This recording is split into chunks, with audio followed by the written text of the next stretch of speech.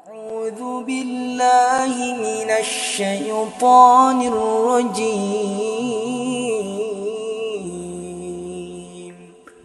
بسم الله الرحمن الرحيم.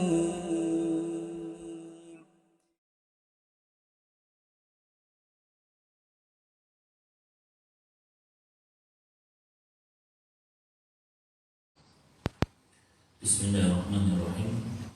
Assalamualaikum warahmatullahi wabarakatuh. Alhamdulillahi rabbil alamin. Nahmaduhu wa nasta'inuhu wa nastaghfiruhu wa nastahdihi wa na'udzu billahi min shururi anfusina wa sayyiati a'malina. May yahdihillahu fala mudilla lahu wa may yudlilhu fala hadiya lahu.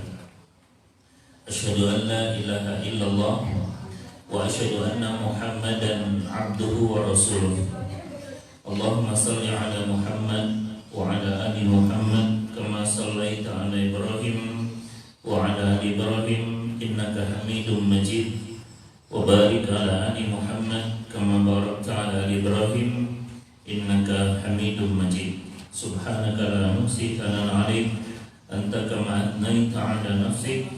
Allahumma faqihna fid din wa 'allimna at-ta'wil. Allahumma arinal haqqa haqqan warzuqna ittiba'ah wa arinal batila batilan warzuqna ijtinabah. Jemaah Majelis Taklim Al-Firdaus yang dirahmati Allah Subhanahu wa taala, kita masih membahas buku yang ditulis oleh Yazid Abu Fida dalam buku Ensiklopedia Halal Haram Makanan. Beberapa hal sudah kita bahas dan sesuai urutan kita sekarang sampai pada halaman 78. Alhamdulillah. Silakan dibuka bukunya halaman 78. Jadi nanti insya Allah kita lebih fokus pada hukum makanannya aja ya, daripada sejarahnya ya. Karena di sini nanti bisa dibaca jalan karena kita fokusnya makan ya. Kita bukan fokus pada ritualnya dan sejarahnya. Dulu terakhir sudah kita sampaikan ya, hukum makan makanan ritual syirik dan bid'ah, Natal, makanan Natal, makanan Nyepi, Waisak dan perayaan tahun baru, makanan dari selamatan, nyadran, ritual, hitanan ala kejawen, ritual pesta pernikahan yang ada kesyirikan, kemudian hukum makan makanan dari ulang tahun, syukuran ala kejawen dan lain sebagainya. Insya Allah rata-rata boleh ya, selama bukan makanan dari sesembelihan ya. Nanti dibaca nanti. Kalau sekedar roti ya, sekedar puhu ya, kadang singkong ya, mirip ya puhu sama singkong ya. Itu tidak apa-apa. Allah, nanti kita lebih banyak fokus soalnya bahas makanan ini, hukum makan anjing laut, babi laut, bekicot, nanti itu lebih fokus. Ini rata-rata banyak dikupas oleh penulis tentang sejarahnya. Baik, tapi tidak masalah. Kita bisa dibuka halaman 78. Yang belum memiliki buku bisa menghubungi Bu Desi ya. Dan Bu Desi nanti buka motor saya ya. Baik, sedekah bumi sekilas saja ya. Nanti kita akan bahas sedekah bumi, grebek ya. Kemudian perdukunan, makanan dari hasil dukun dan lain sebagainya. Sedekah bumi dalam masyarakat Jawa dianggap sebagai ungkapan rasa syukur karena melimpahnya hasil bumi yang berupa berbagai macam tanaman, baik yang berupa padi, jagung, sayuran, palawija dan lainnya. Ritual ini biasa dilakukan setiap tahun sekali, tepatnya setelah panen raya di daerah pedesaan. Begitu pula masyarakat nelayan yang menggantungkan hidup dengan mengais rezeki dari memanfaatkan kekayaan lautan. Jadi ketika panen melimpah ya, atau nelayan ketika ikannya melimpah ya. Cara pelaksanaan sedekah bumi setiap daerah beda-beda. Demikian juga dengan upah rampe dan waktunya. Tetapi tidak jarang sesaji dilengkapi dengan kepala kepala sapi, kepala sapi atau kerbau. yang memang disembelih untuk tujuan ini, untuk selanjutnya dilarung ke tengah lautan, dihanyutkan ke sungai, harusnya dihanyutkan ke laut ya, karena dilemparnya ke tengah lautan, atau dilemparkan ke lubang kawah gunung berapi yang dipercaya sebagai tempat bersemayamnya para dewa penguasa. Setiap daerah mempunyai tata cara sendiri untuk melakukan sedekah bumi, yaitu namun intinya sama, yaitu sebagai bentuk syukur dan penghormatan kepada bumi yang menjadi sumber kehidupan. Padahal yang memberi kehidupan bukan bumi. Siapa? Allah. Kan ini bersyukur, ya betul bersyukur, tapi cara Anda salah. Anda bersyukurnya bukan kepada Allah, Anda bersyukurnya kepada dewa. Kalau yang melaksanakan ini orang non muslim, orang yang beda keyakinan, kita nggak akan mengusik. Wajar lah, memang mereka beda Tuhan sama kita, beda agama. Yang parah ini di desa ini kadang kebanyakan yang melaksanakan siapa? Orang Islam. Dan kami sebagai seorang dai juga merasa bersalah. Dan saya sebelum sampai ke sana mungkin teman-teman karena keterbatasan tenaga, waktu dan lain sebagainya. Dan ini hal yang lumrah. Kan dulu sudah kita jadikan mukadimah banyak ya. Ketika mereka disuruh kembali kepada Quran dan hadis, mereka mengatakan apa? Kami mengikuti ajaran nenek moyang kami. Padahal nenek moyang kami adalah seorang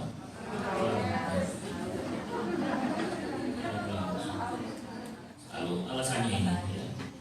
Dan apabila dikatakan kepada mereka ikutilah apa yang diturunkan Allah, mereka menjawab, kami mengikuti bapa kami, kami mengikuti nenek moyang kami. Padahal nenek moyang mereka itu tidak mengerti apapun. Itu kalau dinasihati mesti jawabannya bodoh. Berarti sadaqallahul azim. Nah, benar firman Allah ya. Allah kan benar kan. Orang kalau disuruh kembali pada Quran hadis mesti jawabannya sama. Yaitu mereka mengatakan nenek moyang. Dan itu banyak ayat ya, banyak ayat yang menerangkan seperti itu. Al-Baqarah 170 atau mungkin Al-Maidah 104. Dan apabila dikatakan kepada mereka, marilah mengikuti apa yang diturunkan Allah dan mengikuti Rasul, mereka menjawab, hasbuna ma wajadna alaihi aba'ana. Cukup bagi kami apa yang kami dapati dari nenek moyang kami mengerjakan. Apakah mereka akan mengikuti juga nenek moyang mereka, walaupun nenek moyang mereka itu tidak mengetahui apapun? Karena memang cara beragama manusia itu selama ini banyak yang agamanya tradisional, bukan karena ilmu, bukan karena mengikuti ajaran Allah dan Rasulnya. Pasti rata-rata itu ada istiadat. Kan dulu sudah kita sampaikan ini, ada orang cara beragama terbagi menjadi 4. Ini pengulangan materi yang pernah kita sampaikan. Satu, tradisional, pokoknya apa jari mbah, nenek moyang, para leluhur itu yang harus dijadikan acuan. Ada yang formal, yaitu beragama mengikuti berdasarkan kebanyakan masyarakat. Masyarakat orang-orang ini biasa di masyarakat, masya Allah. Ada juga secara rasional, ya. Kalau berdasarkan penggunaan rasio, yang paling bagus itu menggunakan apa yang dilakukan oleh orang-orang generasi terdahulu, yaitu acuan kita adalah Allah dan Rasulnya. Kita nggak berdosa tidak mengikuti nenek moyang, kita nggak berdosa tidak mengikuti orang tua kita terdahulu. Kita justru berdosa kalau tidak mengikuti Allah dan Rasulnya. Itu sekilas. Intinya mereka nyembelih kepala kambing, ya, kepala kerbau, kepala sapi, kemudian dilarung di lautan berikut makanannya. Nanti ibu-ibu tolong baca saja ya. Ini hasil ya, halaman 79. Dalam kegiatan ini ada gelar wayang kulit dan seterusnya ya. Terus ini istilahnya. Kemudian kesimpulannya, kita akan langsung menyimpulkan halaman 81. Sebab buku ini membahasnya ini. Jadi sedekah bumi sejarahnya kayak apa, lalu hukum makanannya. Nanti juga itu nanti bahas sejarahnya, budayanya, tata caranya gimana, terus baru hukum makanannya. Dan kita lebih fokus pada apa? Makanannya aja ya, karena kita suka makan ya. Jadi sejarahnya kita skip aja, sekilas seperti itu. Sedekah bumi halaman 81 paragraf ketiga. Sedekah bumi merupakan ritual kesyirikan yang biasa dilakukan dengan memberi sesajen dan dan menyembelih kurban kepada selain Allah. Ingat, yang perlu digarisbawahi, ibu kalau membawa penggarisan silakan digarisbawahi. Kalau tidak membawa penggarisan bisa pulang dulu ambil penggarisan. Ini nyembelih kurbannya untuk selain Allah. Jelas ini merupakan perbuatan syirik. Ini merupakan perbuatan musyrik dan Allah tidak akan mengampuni dosa syirik jika pelakunya tidak bertaubat sebelum meninggal. Ingat ya, dosa tidak ada ampun itu hanya dosa syirik. Ya, syirik itu tidak ada ampun. Ingat ya, surat An-Nisa 48. Innallaha la yaghfiru ay yushraka bihi wa yaghfiru ma duna dzalika liman yasha.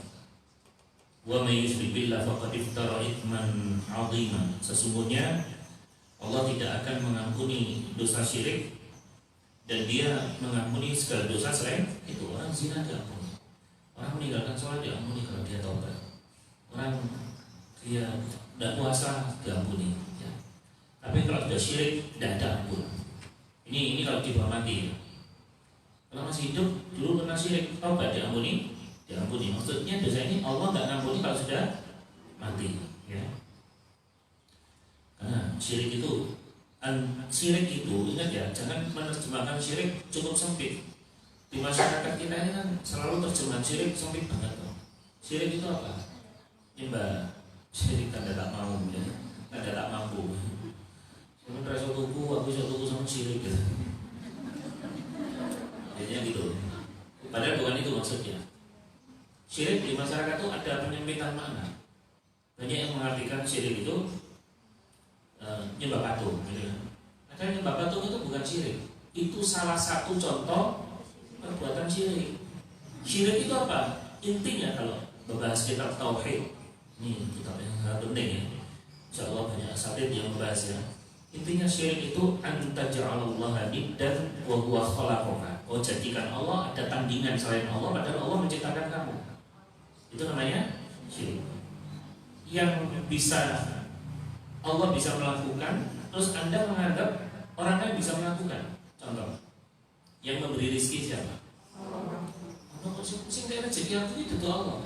Bosku, syirik kan? Syirik. Sing iso manasno yang bisa nyembuhkan siapa? Allah. Dokter bisa nyembuhkan enggak? Tidak bisa. Dokter hanya bisa obati. Gimana ya? Wa idza maridtu fa huwa yashfi. Kalau aku sakit Allah yang nyembuhkan. Berarti dokter nggak bisa nyembuhkan. Dokter hanya bisa obati. Ada pasien, ya. Anda baca kayak bucu ini pasien. Ya. Pasien ini satu sakit stroke, satunya juga sama-sama sakit stroke. Dia datang ke dokter yang sama. Sama dokter dua-duanya ini dikasih resep yang sama. Satu sembuh, satu innalillahi wa inna ilaihi raji'un, meninggal. Padahal resepnya sama, sakitnya sama, itu kan berarti terbukti kan bahwa yang memberi kesembuhan hanya Allah. Ini hanya Allah, bukan yang lainnya. Yang bisa memberi daya siapa? Ustaz bisa memberi daya enggak? Enggak bisa. Ustaz bisa menggurui, ngandani, nyampaikan gitu. Dan ini haknya Allah, yang bisa lakukan Allah, menganggap orang lain bisa melakukan. Yang bisa mengampuni dosa siapa? Allah. Semua yang bisa mengampuni dosa selain Allah itu baru syirik. Syirik itu contohnya banyak kalau dijabarkan. Ya termasuk ini. Anggap ada kekuatan selain Allah. Hanya nanti para ulama bagi syirik ada dua. Ini akan kita sampaikan sejelas. Baik. Selain itu, ini soalnya dosanya kaitannya masalah syirik sudah nggak ada ampun. Terus kalau fikih itu masih ada toleransi, masih ada celah. Tapi kalau sudah tauhid tidak ada celah. Ya. Kalau fikih, satunya kunut, satunya nggak kunut, satunya khutbah pakai dua adam, satunya itu masih ada toleransi. Ya. Satunya sholatnya sujud pakai lutut dulu, satunya pakai tangan dulu, ya. Itu masih ada toleransi. Satunya isbal, satunya enggak, alasannya enggak sombong, satunya alasannya sombong. Itu masih ada toleransi. Satunya bernikop, bercadar, satunya enggak. Itu masih ada toleransi. Tapi kalau sudah tauhid tidak ada toleransi. Karena masalah kayak ini sudah masalah tauhid. Kita lanjutkan. Selain itu, sedekah bumi bertujuan untuk memanjatkan rasa syukur kepada selain Allah, yaitu syukurnya kepada siapa? Bumi. Ini juga merupakan syirik yang besar, yang sangat dimurkai oleh Allah. Karena syukur itu merupakan ibadah, dan ibadah hanya pantas dilakukan, ditujukan kepada Allah. Allah berfirman di dalam surat Al-Ankabut surat 29-17, sesungguhnya apa yang kalian sembah selain Allah itu adalah berhala dan kalian membuat dusta. Sesungguhnya yang kalian sembah selain Allah tidak mampu memberikan rezeki kepada kalian. Tuh, jelas kan? Maka mintalah rezeki di sisi Allah, sembahlah Dia dan bersyukurlah kepadanya. Hanya kepadanya kalian akan dikembalikan. Bumi gak bisa beri manfaat sama kita. Bumi gak bisa memberi rezeki sama kita. Yang bisa memberi rezeki siapa? Allah. Nah, ini sudah seolah-olah bumi yang memberikan hasil padi, menumbuhkan tumbuhan. Itu bumi, sehingga bersyukurnya kepada bumi. Atau termasuk laut. Nah, dari lautan itu muncul ikan yang banyak. Ya, ikan kakap, ikan paus, ikan tempe ada ya. Ikan tahu ada. Terus dia bersyukurnya ke laut dengan Allah nyatakan ini kan, ayat jelaskan. Allah juga berfirman, maka makanlah apa yang halal lagi baik dari rezeki yang telah diberikan Allah kepada kalian. Syukurilah nikmat Allah jika kalian hanya kepadanya saja. Syukurilah nikmat Allah jika kalian hanya kepadanya saja beribadah. Singkatnya disimpulkan aja, hukum makanan sedekah bumi selain daging sembelihan, baik berupa nasi, ketan, pisang, roti, dan makanan hasil bumi lainnya halal untuk dimakan. Karena pada dasarnya zat makanan tersebut halal dan tidak ada sebab yang menjadikan makanan tersebut haram, sehingga kembali ke hukum asal makanan, yaitu halal hingga ada dalil atau sebab yang mengharamkannya. Jadi intinya di sini sama ya, dikiaskan dengan makanan Natal ya. Yang penting tidak daging sembelihan. Jadi kalau misalnya sedekah bumi itu berupa ayam ya, ayam betutu ya. Ada bukannya di toko, bukannya lagi satu ya. Itu kalau disembelih dikasih untuk bumi, untuk lautan, maka kita haram makan. Kalau itu berupa nasi, ketan, ya, pisang, roti, insya Allah itu diperbolehkan. Oh, saya nggak mantap Ustaz, jangan makan, selesai kan? Enak ya? Anda nggak mantap selesai, Anda milih warung yang mau. Wallahu a'lam. Selanjutnya grebek, ini ceritanya panjang ini, grebek Keraton Jogja dan seterusnya. Anda baca saja. Saya lebih fokus pada hukum makanannya saja ya. Jadi intinya, pernah ibu lihat ritual grebek gitu? Nanti lihat di YouTube aja ya bagaimana ritualnya. Islam itu bukan berarti nolak budaya, tapi kalau sudah budaya ada unsur kesyirikan, nah itu baru ditolak. Bukan berarti ajaran Islam itu susah nanya, tidak sulit. Islam itu agama yang mudah. Dulu kan sudah kita terangkan, ya. Islam itu agama yang sangat mudah, ya. Sebagaimana firman Allah Subhanahu Wa Taala, ya, atau banyak sabda Nabi SAW, tidaklah seseorang sesungguhnya al-Islam yusrun. Sesungguhnya Islam itu adalah mudah. Ya. Yang suka mempersulit adalah umatnya. Ini waktu hadis ini kita kupas ketika kita bahas tentang walimah itu. Walimah dengan berbagai macam budaya adat istiadat, dengan berbagai macam ritual ya. Kudu ngide endok, kudu ngambung sikile ya. Maratuane pada sikile budikan ya. Ya sudah kita kupas. Soalnya ini nggak pantas. Nah ini banyak masyarakat itu lebih takut kepada manusia, penilaian manusia. Mungkin gak enak, mungkin disawang wong, mungkin digundeng wong. Nah ini ada cerita saya waktu takziah, terlepas masalah fikih ya. Takziah di sebuah desa di daerah pinggiran Kota Malang. Ya. Terus di situ kalau takziah malah beli sapi, mungkin tahu cerita kalau ibu-ibu ya beli sapi. Saya kalau dari misalnya tak boleh sapi apa ya budaya ini memang ini. Ya kan yang sudah tertimpa musibah dia dipersulit. Padahal kalau dalam Islam kudune sing ngewe makan siapa? Yang takziah, tetangga. Ya sebagaimana hadis Nabi SAW ya. Berikan makanan kepada keluarga Ja'far. Nanti Anda bisa baca bukunya. Kalau nggak salah sudah kita bahas itu ya. Hukum makan dari makanan tahlil ya, nyadran itu boleh atau tidak itu juga sudah kita bahas selamatan kenduri halaman 44 itu sudah kita bahas ya. Halaman 55 juga sudah kita bahas ya. Baik. Terus saya tanya, misalnya nggak ada dong ini apa? Yuk kapenak kalau ngomong, udah gue dibunuh, udah gue di rasanya. Oh, betul-betul mental betul ya. Kalau kita kan gampang kan kalau di perkotaan biasa ya. Wong aku dirasani wong ora ngurus dompet kurang kalo, duit kurang kalo gitu kan. Enak. Kita hidup nyari ridho siapa? Allah. Gitu. Kalau jangan gitu enak. Atau dirasani loh. Orang kalau ngopo-ngopo. Hidup ini Bu, jangan pernah bermimpi tidak ada yang benci sama kita.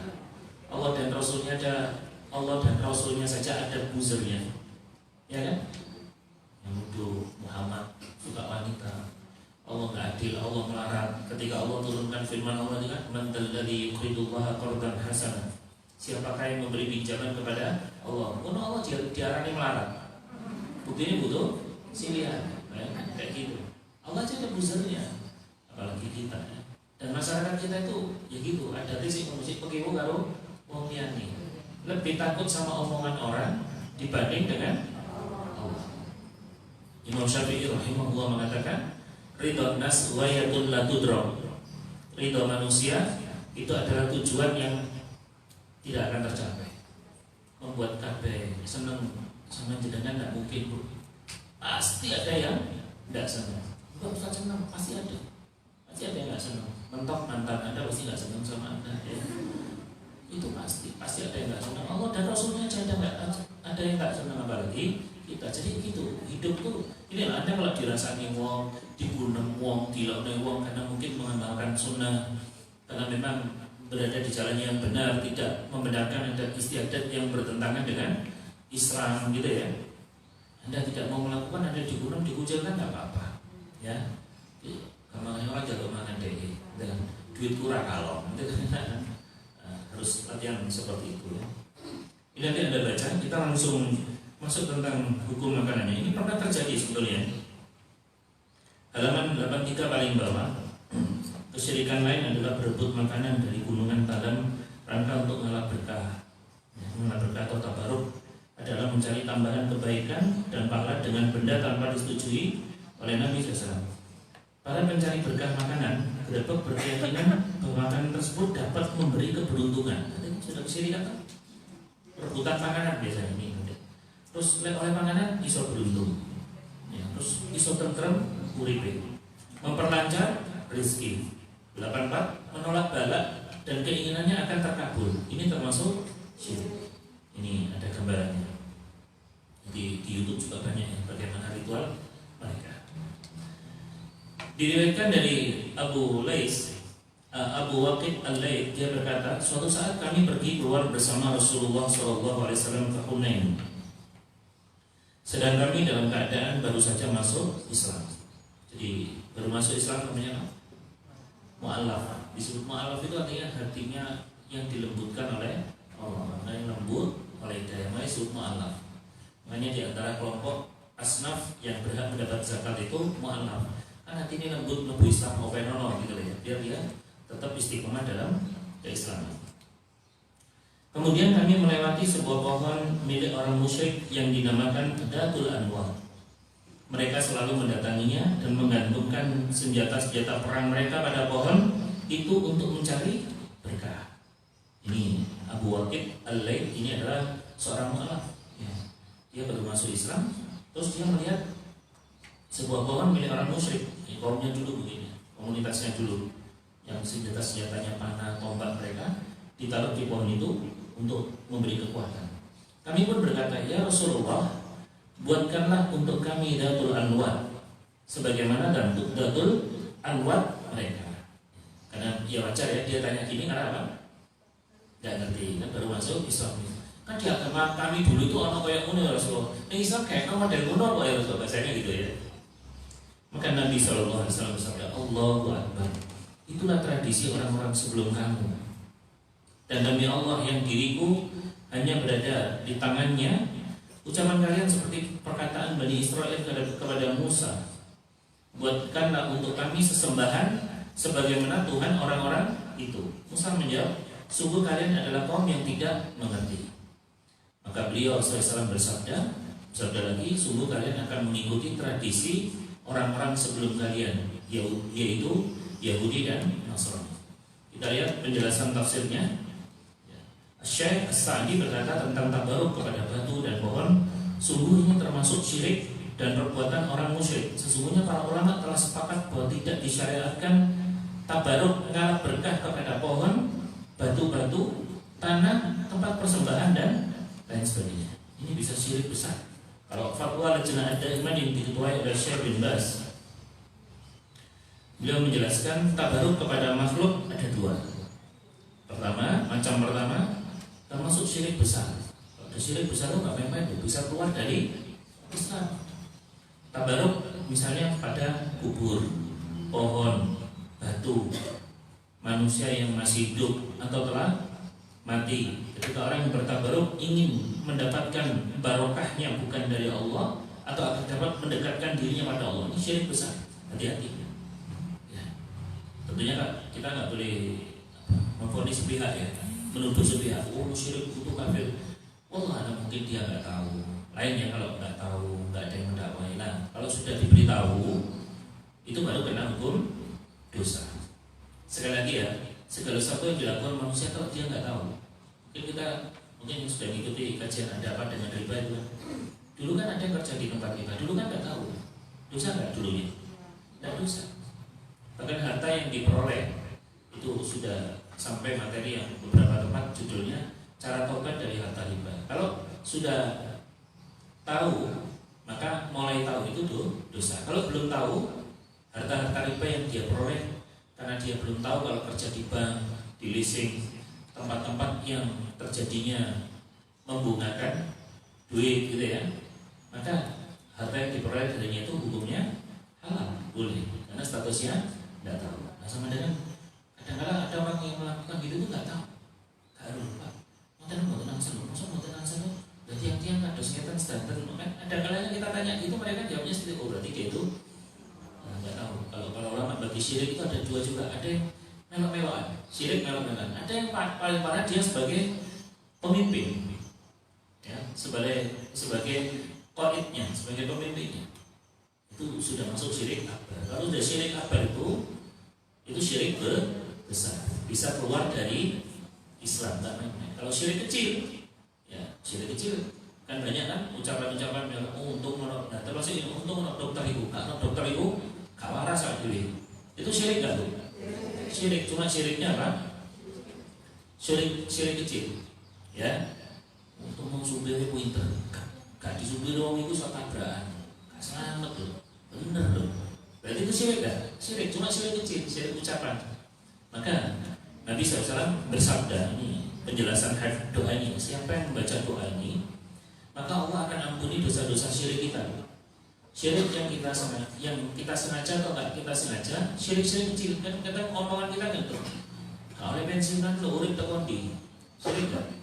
Syirik cuma syirik kecil. Ya bojoku enggak kerja lo, mangan tekon di. Ya kan syirik kan omongan gitu. Urip tekon di lo. Soalnya bojone sing nguripi ya. Enggak bisa kan? Yang menghidupkan adalah Allah. Maka baca doa ini. Allahumma inni a'udzubika an usyrika bika wa ana a'lam wa astaghfiruka lima la a'lam. Atau riwayat yang lainnya, Allahumma inna na'udzubika min an nusyrika bika syai'an na'lamuhu wa nastaghfiruka lima la na'lamu. Ya Allah, aku berlindung kepadamu dari perbuatan syirik yang aku tahu dan syirik yang aku enggak tahu. Nah, kadang-kadang ini syirik loh, Bu. Enggak boleh loh. Ya, sudah banyak kasus ya, karena ini buku ini bahas masalah makanannya biar lebih fokus ya, seperti pakai gelang yang itu batu itu syirik, itu nggak ada hubungannya. Kalau ibu pakai minyak kayu putih atau minyak goreng di hidungnya, hubungannya goreng minyak apa frisker itu kan ada hubungannya kan. Nah segi waktu apa hubungannya kalau kesehatan nggak ada. Itu kalau untuk pembahasannya banyak kan bisa syirik. Ya, hati-hati. Maka banyak baca doa ini. Iya, syirik yang pertama ya, macam syirik pertama. Macam yang kedua termasuk bid'ah, tabaruk kepada makhluk dengan keyakinan akan membuahkan pahala. telah mendekatkan kepada Allah, namun keyakinannya bukanlah makhluk tersebut yang mendatangkan manfaat atau bahaya. Hal ini seperti tabaruk yang dilakukan oleh orang jahil dengan mengusap dinding dan kain Ka'bah. Nah, kadang orang sing nyuweh kayak ini Ka'bah dibawa mulai ya. Atau menyentuh tiang Masjidil Haram diraup-raup, enggak apa. Menyentuh tiang Masjidil Haram sama tiang listrik sama. Dan tiang Masjidil Haram sama. Enggak ada keterangan pahala. Jadi kita enggak boleh buat hadis supaya orang melakukan amalan itu. Ada buku judulnya hadis palsu di Indonesia. Ada orang jualan serban pakai hadis, siapa yang sholat pakai serban maka dilipat gandakan. Padahal nggak ada hadisnya. Cek serban ini, gitu kan? Ada riwayat tuh. Al-badinjan dar mingkul lidawa. Terong itu obat dari segala penyakit. Makanya dia pakai riwayat palsu supaya terong ini ayo. Ada riwayatnya, insya Allah. Nggak boleh kayak gitu. Ya. Nah ini adalah beda ya. Berarti ini tabaruk yang bid'ah tapi nggak sampai mengeluarkan Islam. Kalau yang pertama itu syirik akbar, bisa keluar dari Islam. Misalnya kuburan, mbah tolong ampun dosa 10 mbah sama pohon lebih takut, itu bahaya itu. Ini kadang-kadang kita sering mendengar ya ucapan-ucapan. Nah ini ya, takut yang bernilai syirik mbah jin, saya mbah nggih, awas tempat kenalan nanti kualat, hati-hati loh, masya Allah. Apa yang kita kok malah takut sama itu? Cukup baca apa?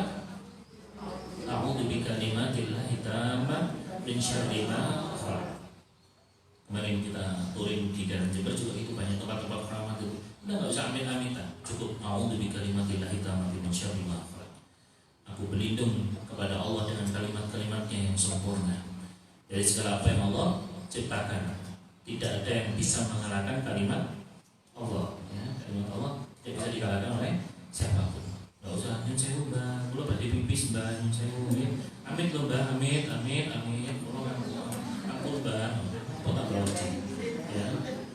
Malah gak jawab, kok budek mbak. Dijawab tenanan Melayu. Yo. Ingatkan setan itu kalau kita semakin takut semakin besar. Masih halaman 85 paling bawah. Contoh khusus yang termasuk tabaruk yang diperbolehkan adalah tabaruk dan air zam-zam. Karena ada hadis ya boleh minum air zam-zam untuk mandi, ya. Tapi di sana aja, di sini mahal, ya. 5 liter 100.000 bagian itu, ya. Ya, kalau kecuali ada sultan, ya. Kalau duit itu kurang ada masalah. Ya, misalnya itu ya. Terus apa? Tabaruk dengan keringat dan rambut Nabi SAW ada memang. Sahabat itu ngambil keringat Rasulullah SAW ditempati dan sebagai pengharum. Masya Allah, ada riwayatnya. Ya. Ini hanya khusus untuk Rasulullah. Anda nggak usah cari keringatnya Ustaz, ya. Terus ya. Buat nyisir tikus ini. Harum ruangan juga nggak batas. Begitu pula dengan tabaruk dengan jasad dan bekas wudu beliau. Ini riwayatnya banyak. Karena kita nggak bahas ini. Contoh khusus yang disebutkan ini tidaklah terlarang karena ada dalil yang membolehkan. Berkenaan dengan barang yang digunakan, nah ini kesimpulannya ya. Berkenaan dengan barang yang digunakan untuk menolak bala, Syekh Shalih Al-Utsaimin rahimahullah menjelaskan, apabila menggunakan barang tersebut dengan berkeyakinan bahwa barang tersebut bisa memberi pengaruh, dapat mendatangkan kebaikan dan menolak keburukan dengan sendirinya tanpa kehendak Allah, maka ini termasuk syirik besar. Misalnya melakukan yang rebutan makanan. Untuk makanan ini misalnya dia punya keyakinan makanan ini bisa mendatangkan rezeki kita. Ini betul-betul barokah. Ini kalau sudah tentunya melalui proses ya. Harus diingatkan dulu, diiringkan dulu, ya. Melalui dakwah dulu, melalui bayan dulu, diterangkan dulu, kasih hujah dulu. Oh berarti Anda secara agama sebenarnya sudah tidak muslim. Hati-hati loh kalau Anda tidak taubat. Tentunya disampaikan. Namun apabila pelakunya meyakini bahwa barang tersebut hanya merupakan sebab yang dapat mendatangkan kebaikan dan menolak keburukan dan tidak dapat memberi pengaruh dengan sendirinya kecuali dengan kehendak Allah, maka ini termasuk syirik kecil. Karena ia meyakini sesuatu yang bukan sebab. Termasuk orang yang pakai batu-batu gitu kan, pakai kalung kesehatan. Kalau dia yakin dari batu itu bisa menyembuhkan, itu syirik besar. Tapi kalau dia meyakini ini hanya perantara aja, saya asli ini sih menyembuhkan Allah, beda ya. berarti syiriknya apa? Kecil, ya. Dan dia tetap menyatakan Allah dalam menentukan perkara ini. Sedangkan makanannya hanya dianggap sebagai sebab. Hukum makanan perayaan perlu diperinci. Ada dua. Satu, hukum makan makanan perayaan grebek untuk mencari berkah. Ya, ini tadi sudah jelas. Apabila menyantap makanan perayaan grebek untuk mencari berkah, maka haram hukumnya. Karena mengalap berkat kepada sesuatu yang tidak disyariatkan, termasuk perbuatan syirik, baik itu syirik akbar ataupun kecil, tergantungnya dan keyakinan pelakunya, sebagaimana yang telah diterangkan oleh Syekh Al-Utsaimin di penjelasan 86 di atas. Tergantungnya dan keyakinan pelakunya. Allah mengharamkan perbuatan syirik, sebagaimana firman Allah, katakanlah, marilah aku bacakan apa yang diharamkan atas kalian oleh Rabb kalian, yaitu jangan kalian persekutukan sesuatu dengan Dia. Berbuat baiklah terhadap kedua orang ibu bapak. Jadi ini sudah jelas perbuatan syirik. Dan yang dua, menyantap makanan perayaan grebek bukan untuk mencari berkah. Jika menyantap makanan perayaan grebek bukan untuk mencari berkah, maka hukumnya sama, boleh. Kalau misalnya sampai teman di budaya ini, Pojok ini daerah Bantul, Sleman atau di daerah yang masih ada kebudayaan seperti ini, ya. Ini mau nama gerebekan itu, dikai pohon, dikai jagung, ya. Maka itu hukumnya boleh selama tidak sembelihan. Allah alam, ya. Karena ini dilihat dalam agama, karena ini masalah syirik, ya. Syirik itu sangat mengerikan. Bahkan Allah sudah mengingatkan Nabi SAW. Nabi aja diingatkan. Surat Az-Zumar ayat 65. Walaqad uhiya ilaika, dan sesungguhnya telah diwahyukan kepadamu dan kepada Nabi sebelummu. Allah ingatkan apa? La in asyrakta, jika kamu berbuat syirik. Kamu siapa? Nabi Rasul Muhammad SAW. Muhammad, la awakmu syirik, bahasanya gitu ya. La yahbatanna amalu, maka entek amalmu, sia-sia amalmu. Tentu kamu termasuk orang yang merugi. Nabi aja diancam kayak gitu. Kalau kamu syirik Muhammad, hilang amalmu. Ya, jadi amal itu ada pembatal, ada perusak. Wudu aja ada perusak, ada pembatal kan? Pembatal wudu, buang angin, kemudian datang bulan atau mungkin buang air, itu pembatal wudu, wudunya batal. Nikah pun juga ada yang membatalkan. Yang membatalkan nikah apa? Yang membatalkan nikah apa? Cerai, ya? Cerai walaupun main-main. Saya nggak sengaja, saya emosi, tetap. Karena ingat ya, cerai dalam kondisi marah tetap jatuh. Kecuali para ulama bagi marah itu ada dua. Satu, ada marah yang masih terkontrol emosinya, masih sadar. Ada dua, marah yang sudah dihukumi apa, parah. Marahnya parah kayak orang apa? Orang gila. Nggak sama aja orang ya. Jadi kayak gila. Karuan apa dibuanting emosi sampai dia hilang kesadaran. Maka kalau dia marahnya seperti itu nggak jatuh karena dia hukumnya gila. Tapi kalau marah emosi, yo tak pegat kon, tetap jatuh. Bukankah rata-rata perceraian itu terjadi karena marah? Gak mungkin kan lagi sayang-sayangnya sama suami, dia mau tak cerai itu mungkin. Ini omongannya kok sampai begadang gitu. Nikah aja bisa batal gara-gara cerai, gitu kan? Nah, demikian pula Islam juga ada pembatal. Di antara pembatal pertama keislaman itu adalah syirik. Tidak ada ampun. Bahkan dalam hadis 7 hal yang membinasakan, masih kan? Ijtanibus sab'al mubiqat, jauhilah 7 hal yang membinasakan. Para sahabat radhiyallahu ta'ala anhum bertanya, apa saja wahai Rasulullah? Rasulullah SAW menjawab, ketujuh dosa yang membinasakan tersebut adalah satu, syirik. Disebut membinasakan itu apa maknanya? Dosa ini menghancurkan amal soleh kita. Dosa ini juga mencakup merampas hak orang lain, hak yang lainnya. Maksudnya itu penjelasan ulamanya. Kenapa kok disebut 7 hal yang membinasakan? Seperti syirik. Ini kan berarti merampas hak Allah. Allah harusnya disembah, kita sekutukan. Sihir, merampas hak orang lain kan? Orang baik-baik disihir. Membunuh jiwa yang diharapkan oleh Allah. Makan riba jelas kan?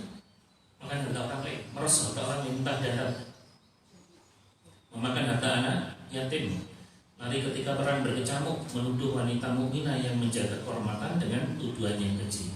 Kita lebih fokus pada perbuatan syiriknya. Jadi syirik itu termasuk dosa yang membinasakan. Membinasakan apa? Amal soleh kita. Bayangkan misalnya ini orang usia 60 tahun, dia Islam 60 tahun, terus di usia 61 dia syirik. 60 tahun amal solehnya, padahal dia sudah umrah, dia sudah haji, jadi dia sholat tuh, dia puasa Ramadan nggak pernah absen. Maka tetap ketika dia 61 dia syirik, hilang namanya. Sebagaimana firman Allah ini, la in asyrakta la yahbatanna amal. Kalau engkau berbuat syirik, hilang amal perbuatan. Karena masalah-masalah ini masalahnya sudah mencakup masalah tauhid. Bahkan syirik itu termasuk apa? Kezaliman yang besar, ya.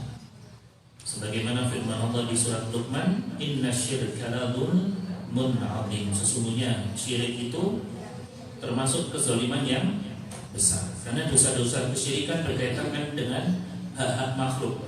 Adapun syirik merupakan dosa yang berkaitan dengan hak istimewa Allah Subhanahu wa taala. Wallahu a'lam. Baik, jemaah rahimahullah, kita lanjutkan hasil perdukunan. Hasil perdukunan. Dukun, jadi ada dua istilah ya. Al-kahin, jadi ada kahin, ada al-arraf. Ini dukun atau al-kahin, yaitu seseorang yang memberi kabar tentang peristiwa yang akan terjadi pada waktu yang akan datang, dan mengaku mengetahui perkara yang tersembunyi. Ini ya, ini namanya dukun. Ini namanya kahin kalau bahasa Arab ya. Beda dengan peramal. Dukun ya, bukan duduk dengan tekun ya. Jadi seseorang yang memberi kabar tentang peristiwa yang akan terjadi pada waktu yang akan datang. Sampai ben kita itu datang pada bujung.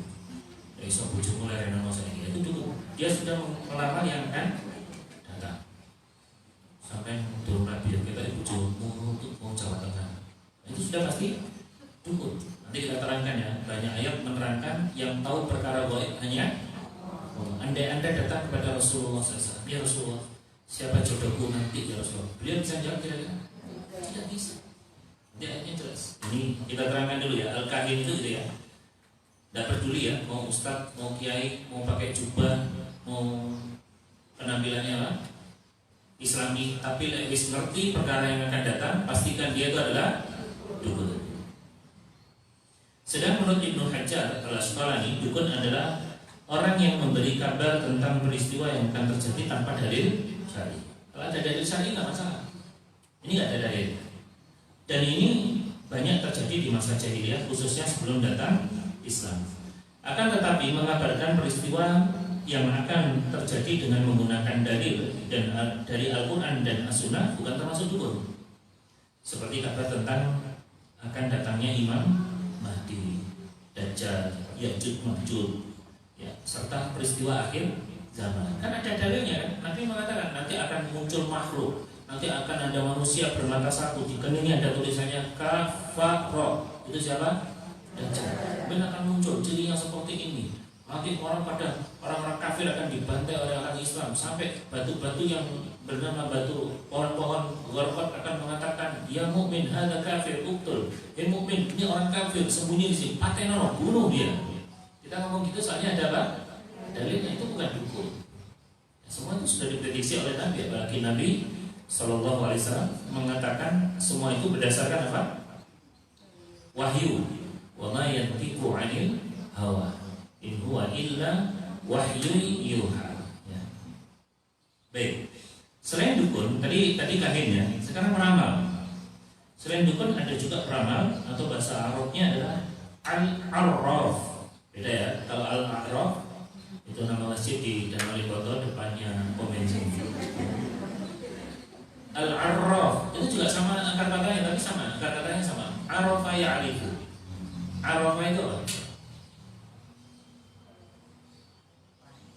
Lita'arafu.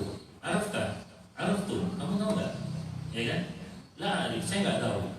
Ya, Araf itu karena dia tahu, bukan tempe ya. Nah, dia tahu apa yang barang-barang yang hilang. Araf itu tahu, memang gitu. Selain dukun ada juga peramal atau araf. Mereka ini tempat bertanya-tanya orang-orang yang kehilangan barangnya karena dicuri atau sebab lainnya. Baik dukun maupun peramal sama-sama benang merahnya adalah mengetahui perkara yang gaib. Ya. Dukun, ya, kahin atau arwah podo. Kalau kahin biasanya meramal masa depan seseorang, kerja di mana, ben masa depanmu kayak apa, rumah tanggamu kayak apa. Ya. Gampang aja sebenarnya. Mbak coba sih mbak, jenengan ramal sampai diri itu orang, ya. Sampai mending lampoi, kalau tamu sopo, kira-kira bisa? Nggak bisa. Nah ini dia. Saya sampaikan dulu beberapa ayat ya terkait dengan yang mengetahui yang gaib adalah Allah. Di antaranya surat Luqman ayat 34.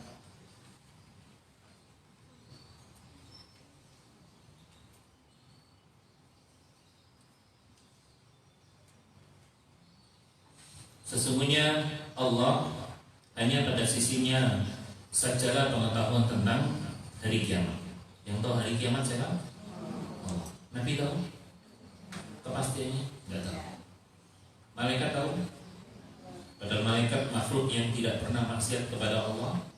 Padahal malaikat wa nahnu nusabbihu bihamdika wa nuqaddisu lak, Al-Baqarah 30. Selalu tasbih, selalu zikir, dekat dengan Allah, tidak pernah maksiat.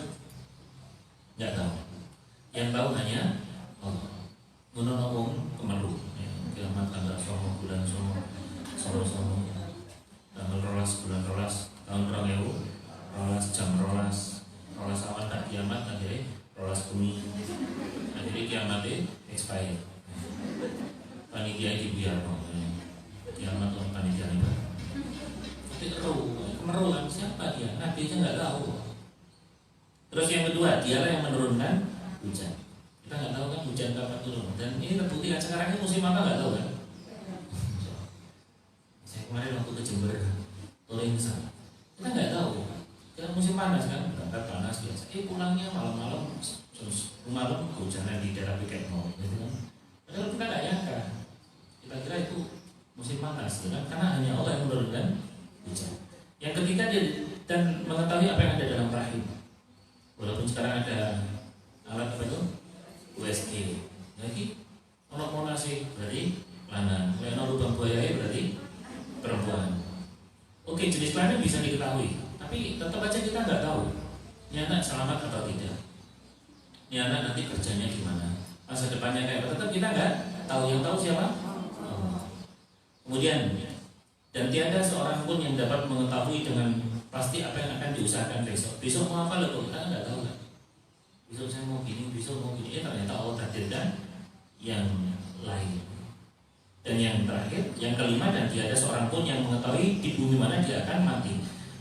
Ayat Al-Luqman, surat Luqman 34 ini disyarah, diterangkan oleh Nabi SAW dalam hadis riwayat Imam Bukhari ini kan, Miftahul ghaib khamsun la ya'lamuha illallah. Kunci ilmu gaib ada 3, tidak ada yang mengetahui kecuali Allah. 1, gak ada seorang pun yang tahu apa yang terjadi besok. Nabi lo gak tahu. Ini orang dukun sih ngeramal-ramal roh sampai menit atau ini sampai menit. Jadi benar kan ini ada hadisnya. Kadang-kadang kalau dukun itu ngeramal benar, memang benar, tapi tanya kebetulan. Dan itu pun dibantu oleh syaitan. Nanti ada keterangannya 87 atau 8. Orang biasa nggak ngerti apa yang nanti terjadi. Itu ada orang yang mengklaim dirinya tahu. Kadang orang itu, apalagi di Indonesia ya, di Indonesia itu gampang tertipu, apalagi dengan penampilan. Oh dia kiai, oh dia itu tabib. Itu yang gitu kan rasanya. Ini ngomongnya itu, orang gambarnya, fotonya siapa? Kiai fulan. Hanya Kiai Reza yang belum di pasar. Banyak yang tertipu itu. Atau apa? Ya ini maksudnya syirik. Ya pelayanan ruqyah syar'iyah, kemudian ini dan rumusnya gitu kan. Terus ada apa? Masang susu. Awalnya ruqyah, hukam masang susu, masya Allah. Itu yang dimaksud kalimatul haq yuradu biha batil. Kalimatnya hak, kalimatnya benar, tapi maksudnya benar. Bukan betul? Boleh? Ruqyah boleh? Boleh. Tapi pasang susu. Ini kan kalimatnya benar, tapi tujuannya benar. Saya ini ta'aruf kok. Ya, ada seorang pemuda-pemudi yang ta'aruf. Ta'aruf itu padahal supaya lebih mengenal karakter pasang calon istrinya atau calon suaminya. Ta'aruf itu yang berperan hati, bukan fisik. Tapi ta'aruf dia check-in di hotel. Ya. Berapa ini? 150. Saya ini ta'aruf, tapi berdua. Tapi nginep itu bukan ta'aruf. Ya, itu bisa zina, kan? Ta'aruf itu betul? Betul. Cuma caranya salah. Itu yang dikatakan. Saya lupa sabda Nabi. Kalimatul haq yuradu biha batil. Kalimatnya benar. Tapi tujuannya benar. Dan banyak yang tertipu. Makanya ngaji gitu loh. Ya. Makanya mengaji kan ada sabda Nabi yang sangat populer yang salah katorikan yaltamisu fihi man sahalallahu bihi tariqan ila jannah. Siapa yang ingin memudahkan langkahnya menuju surga, dia harus melakukan perjalanan untuk ilmu. Artinya kalau ingin masuk surga harus cinta dengan ilmu. Atau mungkin arti daripada takwa, Ali bin Abi Thalib menerjemahkan al-khauf minal jalil, ya. Takut kepada Allah dan beribadah bitanzil dengan apa yang Allah turunkan. Artinya apa? Allah itu ingin diibadahi dengan ilmu, bukan dengan kira-kira, bukan dengan kira-kira ya apa perasaan Anda. Pakai ilmu, pakai dalil. Ya. Ini tidak ada yang tahu yang apa yang terjadi besok kecuali Allah. Kalau misalnya ada ustadz, ada kiai, sampai ngerti meni apa, itu pasti dukun. Udah nggak usah ragu. Ya. Yang kedua, tidak ada seorang pun yang terjadi dalam rahim sudah ada dia. Ini sama ya. Jadi hadis Bukhari ini 1039 itu tafsiran dari surat Luqman ayat 30. Nabi saja tidak tahu perkara gaib itu. Surat Al-A'raf 188. Katakan Nabi Muhammad, aku tidak kuasa ngomong Muhammad bahasanya, mendatangkan kemanfaatan bagi diriku dan tidak pula kuasa menolak kemudaratan kecuali yang Allah kehendaki. Dan andaikan aku mengetahui yang gaib, tentu aku membuat kebajikan sebanyak-banyaknya dan aku tidak akan ditimpa kemudaratan. Ibu tahu ketika mau perang, Nabi mengutus pasukan kemana bagian sana? Di atas, sebelah timur. Kalau dia pakai pasukan tombak ke sini, terus sebagian yang pasukan pedang nanti sebagian ikut saya. Kenapa beliau nyusun strategi kayak itu? Karena beliau tidak tahu dari mana datangnya musuh. Tapi lo gak ngerti datangnya musuh ini, dia lo gak ngerti. Saya ini orang uang ngerti sih gue. Ente siapa? Sehat. Halo. Aku dukung. Dan atau di surat An-Naml ayat 65 nanti ada penjelasan di sini. Nanti ada diulang. Baik, kita bacakan dulu ini. Ada kisah halaman 87 paling bawah. Kadang berita yang dibawa oleh para dukun benar dan menjadi kenyataan. Nah ini sahabatnya. Hal ini dikarenakan mereka mendapat kabar dari setan. Setan itu mencuri kabar tersebut dari langit. Namun satu berita yang benar dihiasi dengan 100 kedustaan oleh para dukun. Masya Allah. Jadi ini benar. Iya, aku dikandani benar. Ingat itu benar.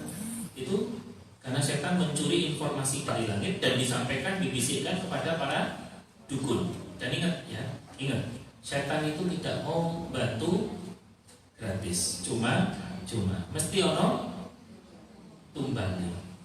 Bu anake, bu bojone, bu masa akhir hayatnya. Bu awake dhewe kan nanti mati nih kayak begini tumbali. Lah kok enak. Toilet 2.000. Toilet aja 2.000. Masa saya bantu gratis? Mesti setan minta tumbal ya. Allah berfirman, apakah kalian mau aku beritakan kepada siapa setan-setan itu turun? Mereka turun kepada tiap-tiap pendusta lagi banyak dosa. Kan Allah sudah beritahu. Setan mengambil informasi turun terus disebarkan kepada para pendusta, itu para dukun. Diriwayatkan dari Aisyah radhiyallahu taala anha, orang-orang bertanya kepada Rasulullah SAW tentang dukun, tukang meramal. Beliau lalu bersabda, tidak ada sesuatu pun yang benar dari mereka. Orang-orang berkata lagi, ya Rasulullah, Sesungguhnya mereka itu memberitahukan kepada kita akan sesuatu hal yang kadang-kadang menjadi kenyataan. Ternyata sudah terjadi ya di zaman Nabi, ada dukun meramal dan ramalannya itu benar. Sekarang juga ada secara terus berulang, hanya pelakunya yang berbeda. Terus beliau bersabda, memang perkataan mereka kadang benar, karena itu kabar yang dicuri oleh jin. Kemudian disampaikan pada telinga temannya, yaitu dukun. Kemudian dengan sebuah kalimat yang benar itu oleh dukun tadi dicampurkan dengan 100 kedustaan, 100 kebohongan. Jadi kalau ada dukun yang beramal dan itu benar, itu setan yang nyuri informasinya. Dan yang kedua, itu hanya sifatnya kebetulan. Tidak semua, coba datang 1000 tamu, paling sih betul belum? Masih ciluru kan, udah digede-gede harus sih teko gitu. Ini kalau ada dukun di sebuah tempat, jangan malah digede-gede, malah palsu, sama dengan tempat wisata tuh. Kalau kita pengunjungnya besar-besaran, artinya viral kan sekarang ini ya. Padahal kita orang popo masuk ini api itu, biasa kan padahal. Ya seperti itu. Perkara gaib itu pada hakikatnya tersembunyi dari manusia, yang berkisah tentang sesuatu yang akan terjadi atau sesuatu yang tidak terjangkau oleh indera manusia. Tidak ada satupun yang mengetahui perkara gaib selain Allah. Malaikat, Nabi tidak tahu, kecuali yang diberitahu oleh Allah. Ini surat An-Naml. Tidak ada seorang pun, qul la ya'lamu man fis samawati wal ardi al-ghaib illa Allah. Tidak ada, ya katakanlah tidak ada seorang pun di langit dan di bumi yang mengetahui perkara yang gaib kecuali Allah. Ya, sehingga barang siapa yang mengaku atau mengklaim memiliki akses untuk itu, maka dia telah menjadikan dirinya sekutu bagi Allah dalam sesuatu yang menjadi kekhususan baginya. Jadi gini, kalau sudah khusus untuk Allah, terus ada yang bisa mengadu, itu syirik, dan itu syirik besar. Yang tahu gaib siapa? Allah. Yang bisa mengampuni dosa siapa? Allah. Terus orang aku lu yang penting gaib. Kok Gusti Allah, aku lu bisa mengampuni dosa. Syaratnya kok martabak alutan, mulai. Ini dosa tak ampuni. Itu pasti syirik. Karena yang berhak mengampuni dosa siapa? Ustaz Reza bisa mengampuni dosa? Tidak bisa. Kalau mendoakan masih bisa, ya kan? Nabi bilang, Ustaz tolong doakan. Kita doakan bisa kan? Kita sangat dianjurkan mendoakan supaya orang-orang muslim, muslimin, muslimat yang hidup maupun yang meninggal diampuni. Allahumma filil mu'minina wal mu'minat wal muslimina wal muslimat al ahya'i minhum wal amwat. Ya Allah, ampuni dosa-dosa kaum muslimin dan muslimat, laki perempuan, mukmin, laki perempuan yang hidup ataupun yang mati. Demikian pula jenazah yang telah meninggal. Perasaan jenazah dari dulu pasti meninggal. Kita juga dianjurkan untuk memintakan ampunan. Allahumma fil mayyitina hadza ya Rabb, ampuni mayit ini ya Allah. In kana muhsinan fazid fi ihsani. Kalau memang mayit ini baik ya Allah, tambahkan kebaikan. Wa in kana musian fatajawaz anhu. Kalau mayit ini buruk, maka jauhkan kami darinya, ya. Baik. Selain itu, perdukunan tidak lepas dari kemusyrikan. Sebab para dukun mendapatkan kabar gaib dengan cara mendekatkan diri dengan ritual-ritual, bahkan tunduk serta berbakti kepada setan yang mencuri kabar dari langit, sehingga ini termasuk syirik di dalam uluhiyah Allah, ketuhanan Allah. Sehingga tidak mengherankan jika Ibnu Arabi sampai berkata, praktek perdukunan merupakan perbuatan kufur. Tidak ada perbedaan pendapat tentang keharamannya. Jelas para ulama sepakat ini dukun haram. Agaknya ini tadi banyak kita bahas tentang dukunnya ya. Kita akan lebih fokus pada hukum makan makanan dari perdukunan. 90 orang yang mendatangi dukun, nah ini juga perlu kita hantarkan juga penting ya. Tidak lepas dalam 3 keadaan. Ya. Yang pertama, mendatangi dukun, kemudian bertanya kepadanya tentang suatu perkara dan tidak membenarkannya, maka hukumnya haram.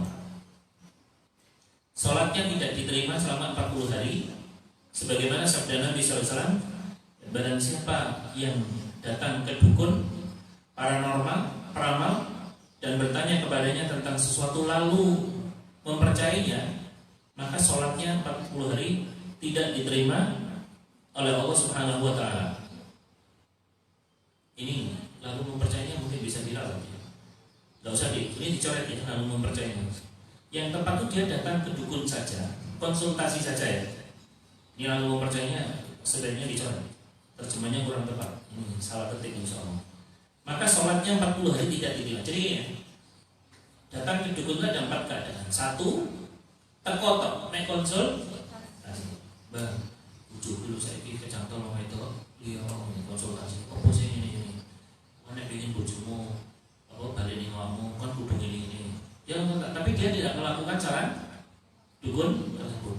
Kan beliau bete sing wireng, sing kulit ireng, ulu ireng, getih ireng, sikile ireng. Iku beliau. Aku orang lembang boleh, aku dodolan. Oh boleh, jadi dukunnya dodol bete. Modusnya dukun. Kalau dia cuma konsultasi saja, maka dia tidak kufur, cuma sholatnya 40 hari tidak diterima. Mending sholat pisan, tambah baca, tambah dosa. Dan nggak sholat datang ke dukun, tetap sholat. Kalau misalnya udah terlanjur, tetap sholat dia.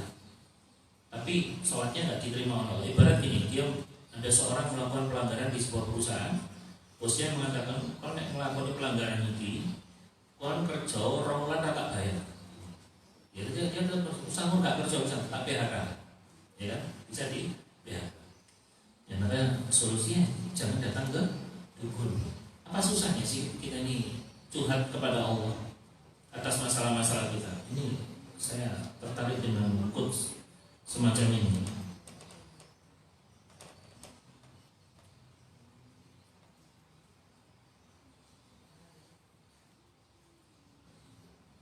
Jangan biasakan curhat kepada yang lainnya. Ini ujian hidup itu membesar ketika dikeluhkan kepada manusia, akan mengecil jika dirahasiakan dari manusia, bertambah rumit jika diumbar di sosial media, dan akan terurai jika diadukan kepada Allah Ta'ala. Foto guys, foto, ayo foto, HP-nya keluarin. Kayak aku ya punya. Betul ini. Ujian hidup itu tambah gede. Kalau Anda ceritakan sama manusia, bubu kulitnya, Anda ceritakan sama orang lain, terus tambah gede. Sampai nanti sih, ibu sih mau cerita orang tiba ibu bujune koyo ini disebar dong. Iya, jangan titip kata-kata kepada manusia karena akan bertambah. Jangan titip uang kepada orang lain karena akan berkurang. Titip omongan itu mesti nambah. Tambah besar akan mengecil jika dirahasiakan. Anda punya suami kayak gitu sudah dirahasiakan, diumpet. Kan ada hadisnya 3 hal yang termasuk apa? Wazana kebaikan, rahasiakan keluhan, rahasiakan musibah, rahasiakan sedekah. Rahasiakan, kalau punya masalah itu dirahasiakan. Anda punya masalah, rahasiakan, maka masalah itu semakin mengecil. Bertambah rumit jika diumbar di sosial media, buat status di Facebook. Enggak kusangka suamiku seperti ini loh. Sing komen macam-macam, tak ada nih cok rapi kalau deh, orang saya komen itu kan tambah bojomu mungkin lagi saya itu jelas rapi yang luruh enak. Komennya rada-rada. Nah ini dia akan terurai jika diadukan kepada Allah. Ustaz emang nggak boleh tak Ustaz curhat kepada Ustaz atau Kiai? Boleh kalau Anda menyampaikan masalah Anda kepada orang yang Anda harapkan solusinya. Nah kalau Anda kan ke psikiater kan, nggak mungkin ke mekanik gitu kan? Karena di psikiater itu dia tahu mumpuni. Datang seorang wanita kepada Rasul Shallallahu Alaihi Wasallam, ya Rasulullah, suamiku ya Rasulullah nggak kasih aku nafkah, boleh nggak aku nyuri? Berarti kan dia curhat tentang suaminya dan Rasul memberi solusi. Oleh sekarang juga, ya, jangan biasakan untuk menceritakan problem. Semua orang pasti punya problem. Masih ingat kan datang tamu kepada Umar bin Khattab mau curhat tentang bojone. Sampai terasnya Umar di sana ini orang bojone. Ya Allah Umar ya dia mau orang bojone. Oh bahaya menulis kasih doa itu. Artinya apa? Yang punya masalah bukan Anda saja. Ini yang membuat kita bahagia gembira. Yang sakit bukan Anda saja. Yang suaminya kayak gitu bukan Anda saja. Yang anaknya mungkin kurang solid bukan Anda saja. Tunggal ya. Sing rondo duduk sampai entok. Sing garangan duduk sampai entok. Bahkan ada itu Perganas Persatuan Garangan Nasional ya. Itu ada di komunitas teman saya. Artinya Anda nggak sendiri gitu loh. Sing gak duana duduk sampai entok, sing kontrak duduk sampai entok, sing diutang duduk sampai entok. Tunggal ya. akeh, sehingga ujian itu semakin enteng, kecil. Allah nggak uji saya. Oh, toh ini ujian apa teh? Dunia ya. Ujian dunia itu kan apa? Enteng. Penting nggak ujian agama. Ujian agama itu belum sholat, nggak percaya sama Allah itu baru ujian agama ya. Kalau kita diuji suami, diuji anak, diuji di PHK, nggak masalah. Jadi ini ya, mendatangi dukun cuma konsultasi. Konsekuensinya apa? 40 hari sholat tidak diterima. Abdul Muhsin Al-Ibad dan mengatakan Al-Ibad, beliau menjelaskan sesungguhnya orang yang mendatangi dukun tidak mendapat pahala sholatnya. Nah ini maksudnya, sholat cuma gugurkan kewajiban tapi tidak oleh pahala. Dia diharamkan untuk mendapatkannya karena dosa yang telah dilakukan. Dia tetap diperintahkan mengerjakan sholat dengan melaksanakan rukun-rukun dan kewajiban-kewajibannya, namun tidak ada pahala baginya. Walaupun dia telah dianggap melaksanakan sholat, tidak perlu mengulangi dan tidak diperintahkan untuk mengqadha sholat-sholat tersebut. Jadi setelah 40 hari dia tidak perlu mengganti sholatnya, namun diharamkan mendapatkan pahala karena pahalanya dijadikan penebus dari dosa yang dia lakukan. Saya tidak tahu Allah alam kenapa kok Nabi SAW menyebut 40 hari. Kok 40 hari tidak diterima Allah alam ya. Sebagai orang beriman tanpa ketahui kenapa nggak penting ya, penting hadisnya seperti itu. Yang kedua, mendatangi dukun kemudian bertanya kepadanya tentang sesuatu perkara dan membenarkannya, maka yang demikian itu adalah kufur.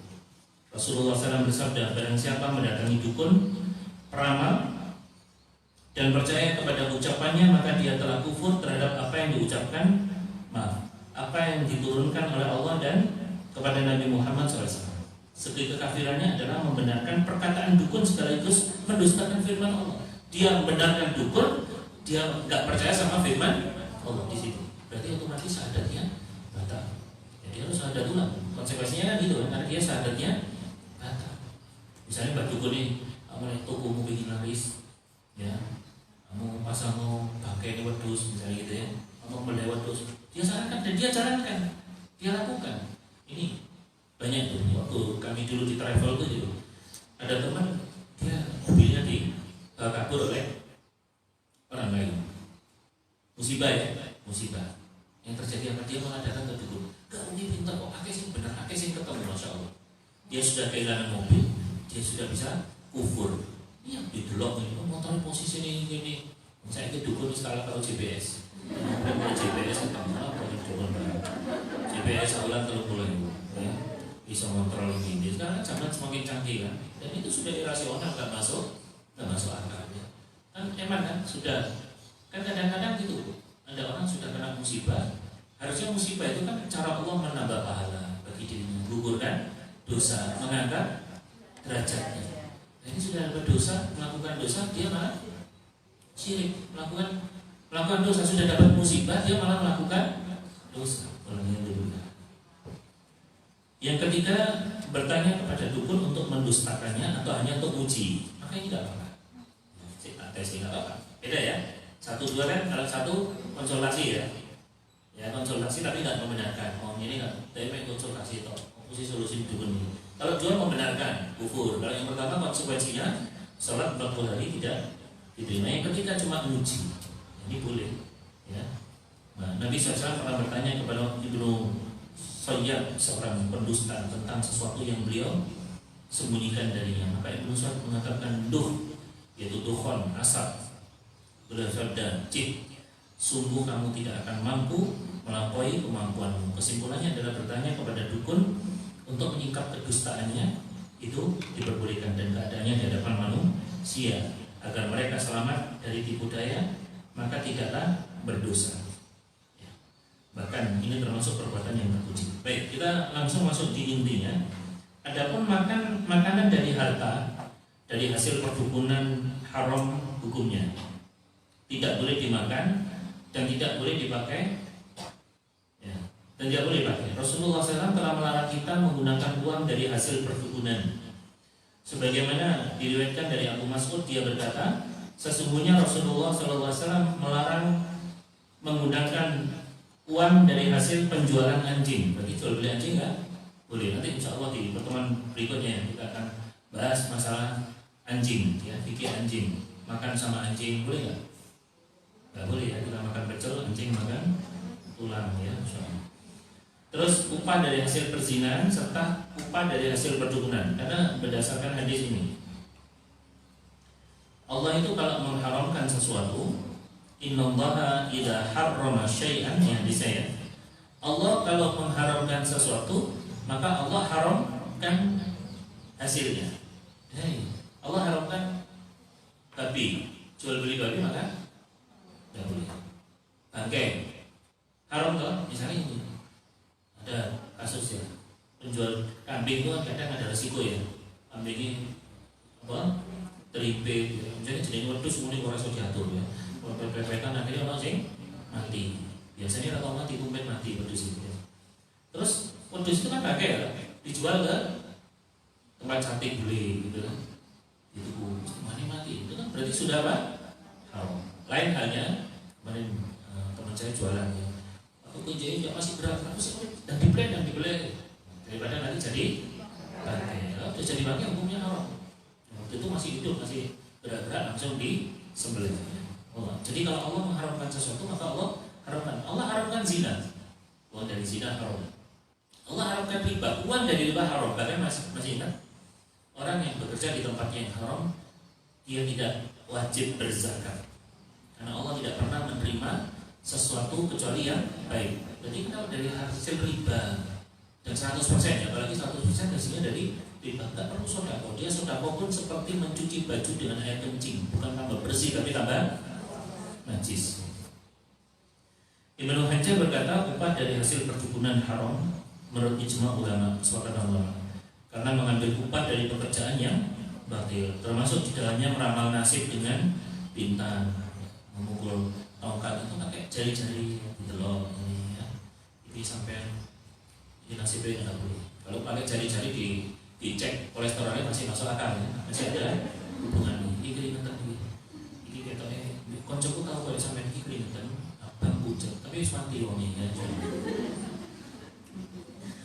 Ibnu Battal berkata umat Islam telah sepakat atas keharaman upah perdukunan karena pada para dukun mengambil upah dari pekerjaannya. Yang tidak boleh diambil upahnya yaitu berdusta, karena kerjaan ini korup. Demikian pula Ibnu Arabi berkata upah dari perdukunan haram menurut ijma karena praktek perdukunan merupakan perbuatan kufur dan tidak ada perbedaan pendapat tentang keharamannya. Sama. Nah, terakhir ini sesungguhnya ini para sahabat. Sekarang bagaimana hukumnya kalau kita dikasih makanan dari hasil perdukunan? Para sahabat pun, halaman 92 ya, paragraf ketiga, sangat berhati-hati terhadap makanan dari hasil perdukunan. Adalah Abu Bakar As-Siddiq radhiyallahu ta'ala anhu, beliau tidak rela perutnya kemasukan makanan dari hasil perdukunan sedikit pun, Masya Allah, walaupun titik. Walaupun makanan tersebut sudah masuk ke dalam perut beliau, beliau berusaha untuk mengeluarkan kembali. Sebagaimana diriwayatkan dari Aisyah radhiyallahu ta'ala anha, dia berkata, sesungguhnya Abu Bakar mempunyai seorang budak yang membayar setoran tiap hari kepadanya untuk membebaskan dirinya, dan dia biasa makan dari setoran tersebut. Abu Bakar ya otomatis kan itu upahnya dia, upahnya Abu Bakar, haknya Abu Bakar. Suatu hari budak tersebut menyerahkan sesuatu makanan pada Abu Bakar, maka Abu Bakar pun segera memakannya. Terus budak itu bertanya, apakah anda tahu apa yang anda makan? Sampai terus sampai pangan ngomong. Abu Bakar bertanya, memangnya apa ini? Saya nggak tahu. Budak itu menjawab, pada masa jahiliyah aku berpura-pura menjadi dukun. Ya, saya pura-pura jadi peramal. Dan tidaklah aku melakukan praktek perdukunan kepada seseorang kecuali aku menipunya, menipu orang-orang sehingga mereka memberi upah kepadaku. Aku pura-pura jadi dukun, aku dukun dan laris. Terus aku oleh duit dan upah itulah yang sekarang sedang anda makan. Nah, duit isi saya sih ono. Ya, terus tak tukangnya panganan, terus tak kayak sampean, gitu. Apa yang terjadi?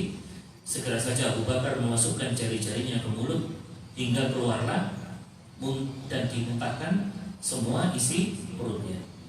Sampai Abu Bakar mengatakan, andai nyawaku keluar bersama makanan ini, lebih aku cintai daripada tubuhku kemasukan makanan yang haram. Masya Allah ya, orang dulu itu betul-betul menjaga diri dari makanan yang haram.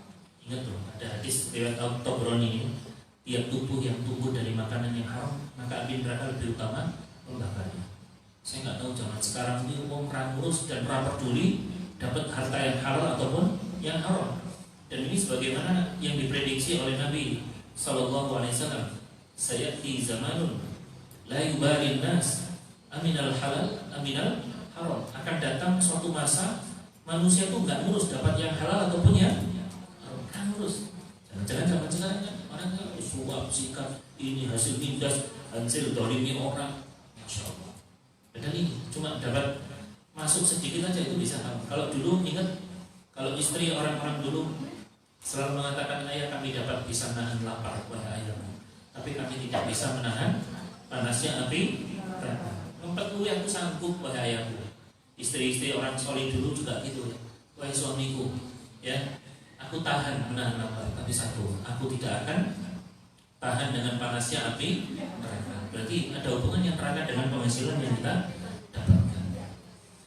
Yang terakhir, Ibnu Hajar berkata dari sini nampak bahwa Abu Bakar As-Siddiq memuntahkan makanan yang telah ditelankan, menunjukkan larangan mengambil upah dari perdukunan. Sehingga dan upah perdukunan sendiri adalah segala sesuatu yang akan diambil dari praktek perdukunan. Sehingga kalau kita mendapatkan upah dari orang yang beritahu, ya ini masalahnya orang yang beritahu.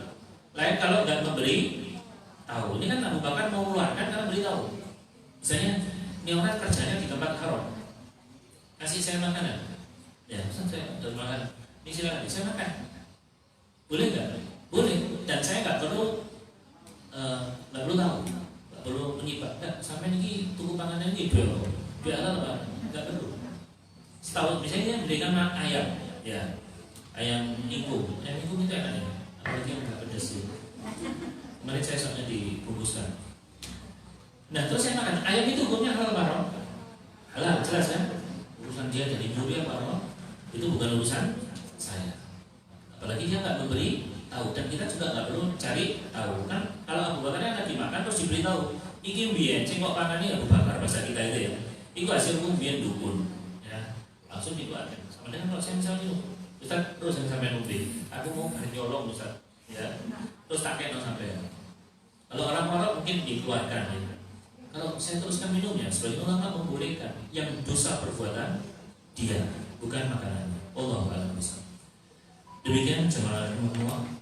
Insya Allah nanti Maulid Nabi dan Isra Mi'raj ini dibaca karena banyak sejarah ya.